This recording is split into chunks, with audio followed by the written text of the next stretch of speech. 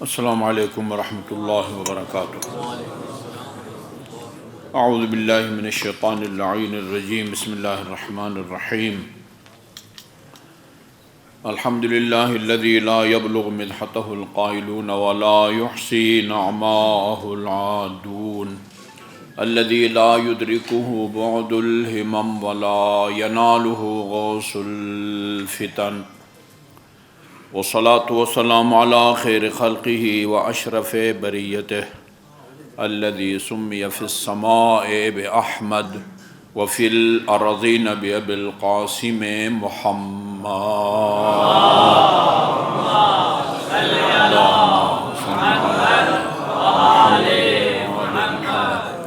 وعلى اہل بیتہ الطیبین الطاہرین الذین اذهب اللہ عنہم الرجس وطہرہم تطہیرا۔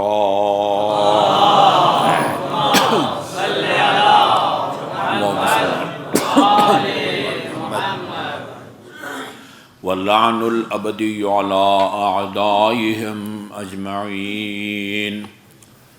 اما بعد فقال اللہ الحکیم بسم اللہ الرحمن الرحیم۔ یا ایہا الانسان انک کادح الی ربک کدحا فملاقیہ۔ درود بھیجئے محمد وآل محمد پر۔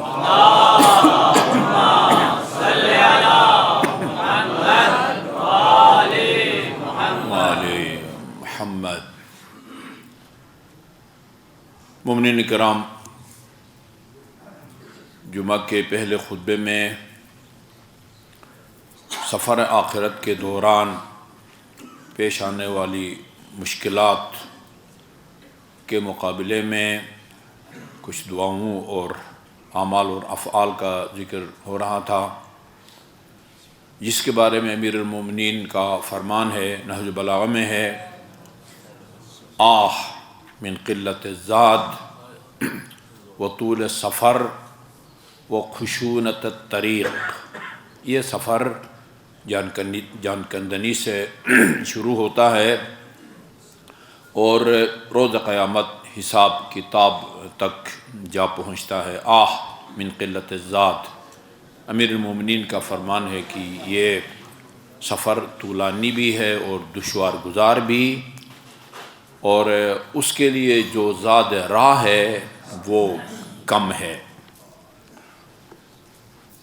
صراط سے گزرنے کے لیے پل صراط کو جو ہدایہ دینے پڑتے ہیں ان کو بیان کیا گیا۔ کثرت ذکر اللہ، کثرت سے اللہ تعالیٰ کا ذکر، جن اذکار کو بہت زیادہ اہمیت دی گئی ہے ان کی فضیلت بیان کی گئی ہے۔ کلمہ توحید ہے، لا الہ الا اللہ، بہترین ذکر ہے۔ تسبیحات اربعہ، بہترین ذکر ہے۔ قرآن کی کسی بھی آیت سورہ کی تلاوت بہترین ذکر ہے۔ ایک مرتبہ سورہ توحید کی جو تلاوت کرے اس کو اللہ تعالیٰ مکمل ختم قرآن کا ثواب عطا فرماتا ہے۔ کثرت ذکر اللہ واحتمال الاذی، واحتمال الاذی، اذیتوں کو برداشت کرنا، اذیتوں کو برداشت کرنا۔ یہ ایک ناقابل انکار حقیقت ہے کہ قرآن یا روایات میں جو پسندیدہ اور قابل تعریف اور قابل ستائش صفات یا عادات اور اقوال کو بیان کیا گیا ہے، وہ تمام کے تمام صفات بدرجہ اتم وہ اہل بیت اطہار علیہم الصلاۃ والسلام میں ہمیں نظر آتے ہیں۔ واحتمال الاذی، اذیتوں کو برداشت کرنا۔ امیر المومنین علیہ الصلاۃ والسلام کی زیارت کا یہ حصہ ہے، وَصَبَرْتَ عَلَى الْأَذَى حَتَّى أَتَاكَ الْيَقِينُ، اذیتیں آپ نے برداشت کی یہاں تک کہ حَتَّى أَتَاكَ الْيَقِينُ، یہاں تک کہ آپ مسجد کوفہ میں شہید کر دیے گئے۔ یہ کوئی معمولی اذیت نہیں تھی جس پر آپ نے صبر کیا. صبرت وفی الحلق شجا وفی العین قضا. نہج بلاغہ میں ہے میں نے اپنے میراث کو لٹتے ہوئے دیکھا. فَتَفِقْتُ أَرْتَئِي بَيْنَ أَنْ أَصُولَ بِيَدٍ جَذَّا. میں نے سوچنا شروع کر دیا کہ میں ان کٹے ہوئے ہاتھوں سے حملہ کر دوں یا صبر کروں. وہ صبر بھی ایسا سخت ہے کہ جس میں ایک جوان بہت تیز رفتاری سے بوڑھا ہو سکتا ہے. فَرَأَيْتُ أَنَّ الصَّبْرَ عَلَى هَذَا أَحْجَى. میں نے یہ سوچا، یہ فیصلہ کیا کہ نہیں، ایسے موقع پر صبر زیادہ مناسب ہے. فَصَبَرْتُ وَفِي الْحَلْقِ شَجَا وَفِي الْعَيْنِ قَضَا. میں نے صبر تو کر لیا لیکن یہ اتنا سخت تھا، ایسا لگ رہا تھا، یعنی یہ صبر اتنا صبر آزما تھا جس طرح ایک آدمی کے حلق میں ہڈی پھنس گئی ہو یا خدا نخواستہ آنکھ میں کوئی تنکا پھنس گیا ہو اور اس کو کس طرح اذیت ہوتی ہے، اس طرح میں نے صبر کیا ہے. اور پھر وہ جو در و دیوار کا سانحہ پیش آیا، اس موقع پر امیر المومنین کا صبر واحتمال الاذی. اس کے بعد ہے ہدیۃ مالک. ہدیۃ مالک، مالک جہنم کا جو داروغہ ہے اس کو مالک کہتے ہیں، اور جو جنت کا ہے اس کو رضوان کہا جاتا ہے. مالک کے لیے جو ہم نے بطور ہدیہ اپنے ساتھ لے کے جانا ہے وہ البکاء من خشیت اللہ. بہت خوش قسمت ہوں گے جن میں یہ خصوصیت پائی جاتی ہے. یہ کسبی بھی ہے، انسان متوجہ رہے، کوشش کرے تو اس مقام پر پہنچ سکتا ہے. اور وہ خوف خدا سے رونا، خدا کے خوف سے رونا. میں 2-3 روایتیں نوٹ کر کے لایا ہوں خوف خدا کے رونے کے فوائد یا اس کی فضیلت کے بارے میں. یہ خطبۃ الوداع جس میں آپ نے طولانی خطبہ ہے، جس میں آپ نے من کنتم اللہ فہذا علی المولا کا اعلان فرمایا ہے، اس میں آپ نے فرمایا من ظرفت عیناہ من خشیۃ اللہ کان لہ بکل قطرۃ من دموعہ مثل جبل احد یکون فی میدانہ من الاجر. جس کی آنکھ سے، خوف خدا سے جس کی آنکھ سے ایک آنسوں کا قطرہ گرے، روز قیامت میزان عمل میں اس کا اتنا وزنی اجر ہوگا جتنا وہ مکے کا سب سے بڑا پہاڑ احد کا وزن ہوتا ہے. کوہ احد کا ہم وزن اجر ملے گا اس کو جو جس کے آنسوں سے ایک قطرہ یہ خوف خدا کا وہ گرے. البکاء من خشیت اللہ مفتاح الرحمہ. دقت سے سنیے ان اقوال زرین کو. خوف خدا سے رونا یہ رحمت الہی کی کنجی ہے.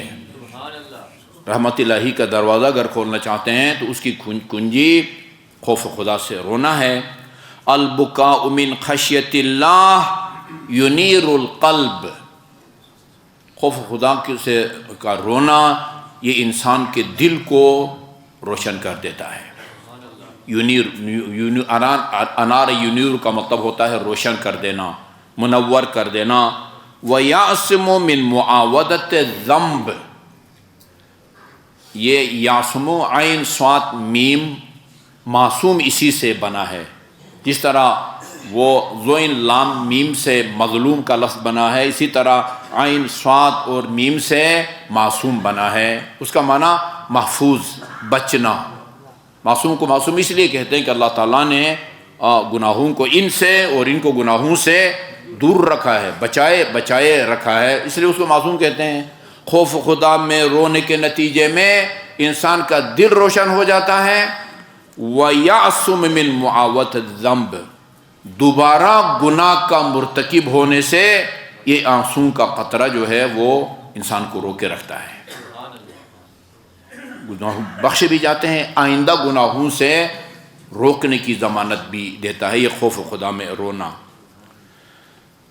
امیر المومنین علیہ الصلوۃ والسلام کا فرمان ہے، اللہم صلی اللہ محمد وعلی محمد، بکاء العیون وخشیۃ القلوب من رحمت اللہ تعالی ذکرہ۔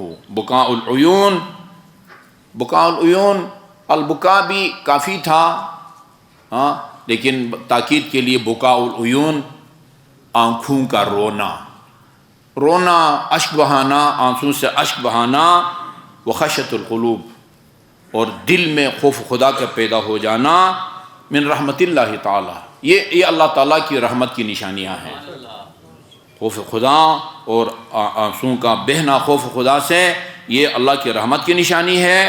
فَإِذَا وَجَدْتُمُوهَا فَاغْتَنِمُوا الدُّعَاء، جب کبھی بھی، نہ جب کبھی بھی، تاریکی شب میں، نماز شب میں، جب کبھی بھی یہ خوف خدا طاری ہو اور ایک قطرہ بھی یعنی اشکوں کا اگر گرتا ہے، اس کو دعا کے لیے غنیمت سمجھو۔ ایسے موقع پر مانگی گئی دعا اس کو اللہ تعالیٰ وہ مسترد نہیں فرماتا۔ اور امام سجاد علیہ الصلوۃ والسلام کا فرمان ہے، اللہم صلی اللہ محمد وعلی محمد، اللہ کے نزدیک سب سے زیادہ قطرے دنیا میں گرتے رہتے ہیں، پانی کا قطرہ، دودھ کا قطرہ، بارش کا قطرہ، سب سے زیادہ جو قطرے اللہ تعالیٰ کو محبوب ہیں، دو قطرے ہیں، دو قطرے ایسے ہیں جن سے زیادہ اور کوئی قطرہ خدا کی بارگاہ میں محبوب نہیں ہے، یعنی سب سے زیادہ اللہ تعالیٰ دو قطروں سے محبت رکھتا ہے۔ ایک وہ قطرہ، ایک خون کا قطرہ جو راہ خدا میں بہایا جاتا ہے، اور ایک آنسوں کا قطرہ جو خوف خدا سے انسان بہاتا ہے۔ یہ دو قطرے ایسے ہیں کہ جو خدا کے نزدیک سب سے زیادہ وہ محبوب ہیں۔ یہ خوف خدا سے یہ ایک قطرہ آنسوں کا بہنا، یہ وہ ہدیہ ہے جو انسان مالک کو دے کے اس سے منزل کی مشکل سے بچ سکتا ہے۔ اللہ تعالی ہمیں ان تمام مراحل کے لیے اس دنیا میں مکمل تیاری کی توفیق عطا فرمائے۔ اعوذ باللہ من الشیطان الرجیم، بسم اللہ الرحمن الرحیم۔ والعصر ان الانسان لفی خسر الا الذین آمنوا وعملوا الصالحات وتواصوا بالحق وتواصوا بالصبر۔ اللهم صل علی محمد وآل محمد۔ اللهم صل علی محمد وآل محمد۔ اللهم صل علی محمد وآل محمد۔ خوشبودی امام زمانہ بلند تر صلوات۔ اللهم صل علی محمد وآل محمد۔ اعوذ باللہ من الشیطان الرجیم، بسم اللہ الرحمن الرحیم۔ الحمد للہ رب العالمین والصلاة والسلام علی خیر خلقہ محمد وآلہ الطیبین الطاہرین ولا سیما علی ابن عمہ امیر المؤمنین علیہ الصلاة والسلام وعلی ابنتہ الصدیقۃ الطاہرہ فاطمۃ الزہراء سیدۃ نساء العالمین وعلی سبطیہ الحسن والحسین سیدی شباب اہل الجنہ وعلی علی بن الحسین زین العابدین ومحمد بن علی الباقر وجعفر بن محمد الصادق وموسى بن جعفر الكاظم وعلی بن موسى الرضا ومحمد بن علی التقی وعلی بن محمد النقی والحسن بن علی العسکری والخلف الحجہ المہدی المنتظر۔ اللہم عجل فرج وسهل مخرجہ لیملأ الارض قسطا وعدلا کما ملئت ظلما وجورا واللعن الابدی علی اعدائهم اجمعین۔ اما بعد فمن کلام له صلی اللہ علیہ وآلہ وسلم فاطمۃ بضعۃ منی۔ مومنین کرام، جیسے آپ سب متوجہ ہیں، ایک روایت کے مطابق کل کی جو تاریخ ہے وہ خاتون جنت علیہ الصلاۃ والسلام کی جانگزاد شہادت کی تاریخ ہے۔ اس مناسبت سے مختلف مراکز میں، مساجد میں، امام بارگاہوں میں مجالس منعقد ہو رہی ہیں۔ اللہ تعالیٰ بانیوں کو، پڑھنے والوں کی اور سامعین کی اس عبادت کو اپنی بارگاہ میں قبول فرمائے۔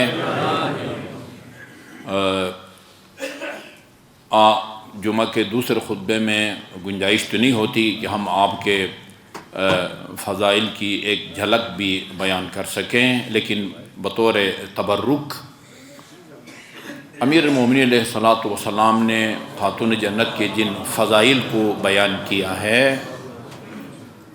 یوں سمجھیں کہ امیر المومنین نے ایک مختصر مجلس پڑھی ہے، اس میں پہلے خاتون جنت کے فضائل کو بیان کیا ہے، پھر اسی میں آپ کے مسائل کو بیان کیا ہے۔ وہ جب آپ کے زندگی کے آخری لمحات قریب آئے خاتون جنت کے، فرمایا اوصینی بما احببتی یا بنت رسول اللہ، دختر پیغمبر آپ جو وصیت کرنا چاہتی ہیں کریں، میں انشاءاللہ اس پر عمل کروں گا۔ فجلس عند راسها، خاتون جنت کے سرانے پر امیر المومنین بیٹھ گئے۔ وَأَخْرَجَ مَنْ كَانَ فِي الْبَيْتِ، گھر سے ظاہر ہے اور کوئی باہر کے اجنبی تھے نہیں، باقی جو افراد خانہ تھے ان کو بھی کمرے سے باہر نکالا امیر المومنین نے۔ ثم قالت یا ابن عم، اس کے بعد خاتون جنت نے امیر المومنین سے فرمایا، یا ابن عم ما احدتنی کاذبۃ ولا خائنہ۔ یہ ایک درس ہے دنیا کی خواتین کے لیے، قیامت تک آنے والی اس صنف کے لیے ایک وصیت ہے۔ فرمایا، یا امیر المومنین، آپ کو یاد نہیں ہوگا کہ جب سے میں آپ کے گھر آئی ہوں کبھی میں نے جھوٹ بولا ہو یا کوئی میں نے خیانت کی ہو۔ امیر المومنین نے فرمایا، معاذ اللہ، نعوذ باللہ دختر پیغمبر، انت اعلم باللہ، آپ اللہ کی معرفت کی اس منزل پر فائز ہیں کہ آپ ان چیزوں سے بہت بالا تر ہیں۔ وہ ابر، بہت بر اور وہ نیکی کے آخری منزل پر فائز ہیں۔ وہ اتقی، آپ کا تقوی بھی اس منزل پر فائز ہے۔ وہ اکرم، اور اتنی باعزت اور بارکرامت ہیں۔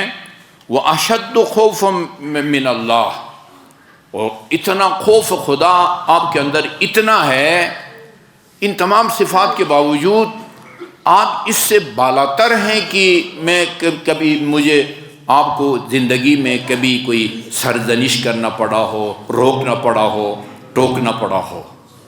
اس سے آپ کا مقام و مرتبہ بہت بہت بلند ہے کہ سوچ بھی نہیں سکتا کہ میری مخالفت کریں گی۔ قد عز علی وفاتک، دختر پیغمبر، یہ آپ کی رحلت علی پر بہت گراں گزر رہی ہے۔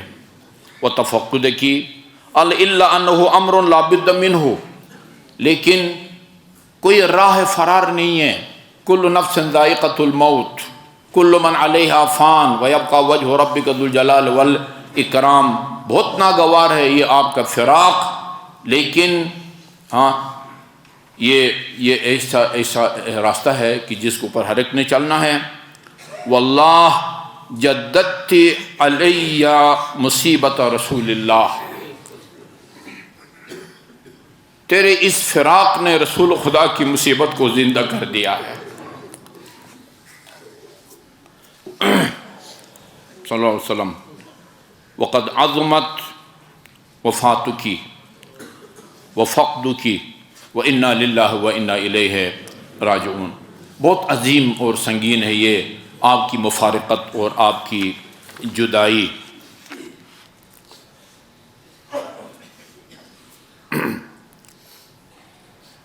هذه واللہ مصیبت لا عزا لها ورضیۃ لا خلف لها. یہ ایسی مصیبت ہے کہ جس پر صبر کرنا بہت مشکل ہے. یہ امیر المومنین جیسا صابر کہتے ہیں یہ ایسی مصیبت ہے کہ جس پر صبر کرنا بعض روایات میں ہے، پڑھا بھی ہے، بعض مستند علماء سے سنا بھی ہے. روئے ہیں امیر المومنین اور گر پڑے ہیں زمین کے اوپر نا.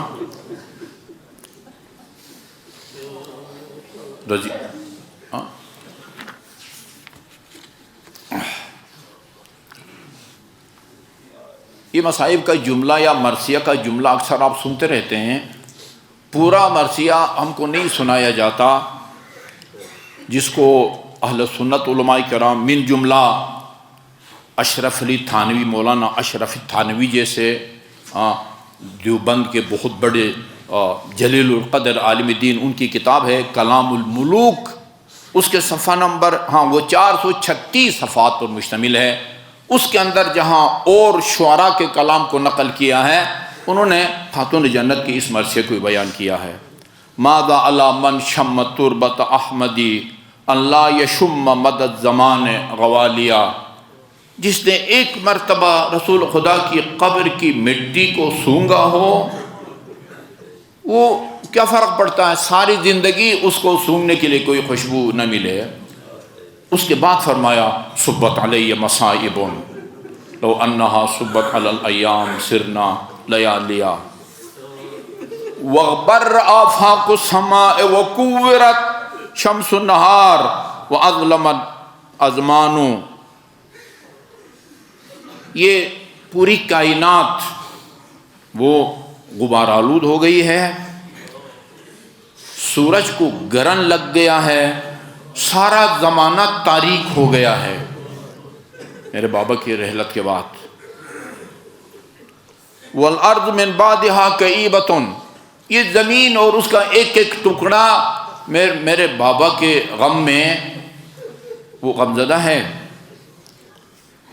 اسفا علیہ کثرۃ الاحزان فلیبکہ شرق الزمان وغربها.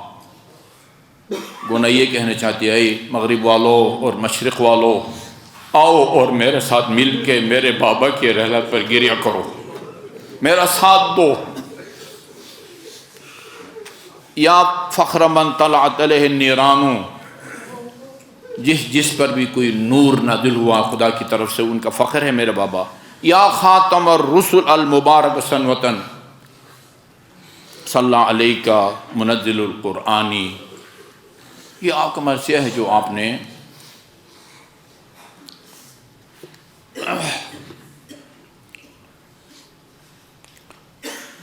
اور خطبے کے آخر میں آپ کا پیغام جو ساری دنیا کی خواتین کے لیے ہے.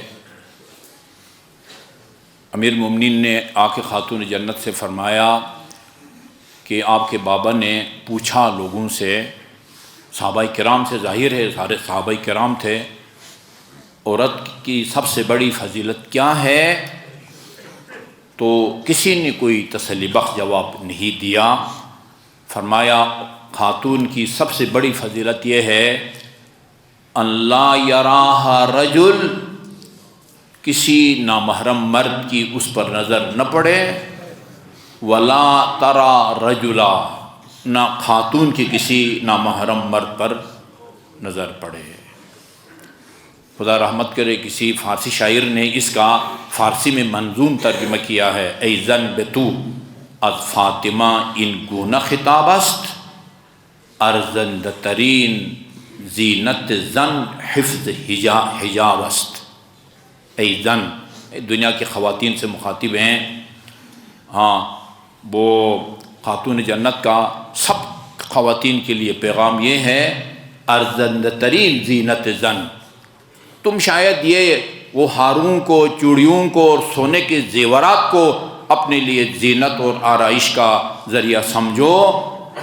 تمہارے لیے سب سے زیادہ قیمتی جو زیور ہے، آرائش کا سامان، حفظ حجاب ہے، یہ پردے کی حفاظت ہے، پردے کی حفاظت ہے۔ آپ اس کو ذرا پڑھے نا، جس انداز میں دربار گئی ہیں، کہتے ہیں وہ جو چادر آپ نے اوڑھ رکھی تھی وہ زمین پر خط کھینچتی جاتی تھی۔ یہ سنت فاطمہ ہے، یہ سنت فاطمہ ہے۔ البتہ واجب نہیں ہے کہ سب اس قسم کا حجاب پہنے، لمبی چادر جو زمین کو وہ خط وہ پر کھینچتی جائے۔ جو واجب ہے وہ سر کو چھپانا، گردن کو چھپانا، کلائی کا جو جوڑ ہے اس سے اوپر کے حصے کو، اسی طرح پاؤں کا جو ٹخنے کا جوڑ ہے، بلکہ آیت اللہ سیستانی کے مطابق وہ پاؤں کے پشت کو بھی نامحرم سے چھپانا۔ نماز میں اس کو چھپانا واجب نہیں ہے، نماز میں پاؤں کے اوپر کے حصے کو، پشت کو چھپانا واجب نہیں ہے، لیکن نامحرم سے اس کو چھپانا واجب ہے۔ بگاڑا جاتا ہے یعنی اسلامی اقدار کو۔ یہ تو آپ نے کئی لوگوں سے کہتا سنا ہوگا کہ بھئی جب وہ جناب زینب کبریٰ کی، علی کی بیٹیوں کے پردے نہیں رہے، وہ ہمارے پردوں کی کیا حیثیت ہے؟ یہ کتنا گمراہ کن جملہ ہے۔ وہ عمل سنت قرار پاتا ہے اور معصوم کے نقش و قدم پر چلنا ہوتا ہے جو عمل معصوم نے اپنے ارادہ اور اختیار سے کیا ہو۔ آپ تو چیخ چیخ کے یزید سے کہہ رہی ہیں کہ امن العدل یا ابن الطلقہ، یہ کہاں کا انصاف ہے کہ تیری کنیزیں پردے میں ہوں اور نبی کی بیٹیاں وہ کربلا سے کوفہ اور کوفہ سے شام کے بازاروں اور درباروں میں پھرائی جائیں۔ اللہ تعالیٰ ہماری خواتین کو خاتون جنت و جناب زینب کبریٰ اور ثانی زہرا کے نقش و قدم پر چلنے کی توفیق عطا فرمائیں۔ بسم اللہ الرحمن الرحیم، قل هو اللہ احد اللہ الصمد لم یلد ولم یولد ولم یکن له کفوا احد۔